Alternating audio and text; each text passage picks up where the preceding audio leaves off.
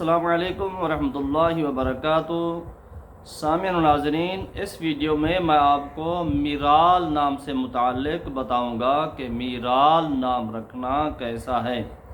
تو یاد رکھیں، اردو، فارسی اور عربی میں یہ لفظ نہیں پایا جاتا۔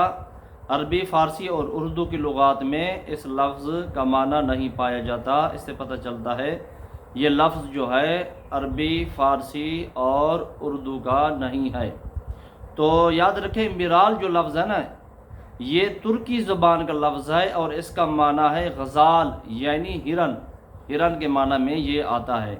تو میرال نام رکھنا یہ فی نفسی ہی جائز ہے، اس کے معنی میں کوئی حرج نہیں ہے، کیونکہ اس کا معنی غزال یعنی ہرن ہے اور اس معنی میں کوئی قباحت نہیں ہے۔ لیکن بہتر یہ ہے کہ لڑکوں کے نام انبیاء علیہ السلام اور لڑکیوں کے نام صحابیات رضی اللہ تعالی عنہن کے نام پر رکھے جائیں، تاکہ اچھے ناموں کی برکات حاصل ہوں۔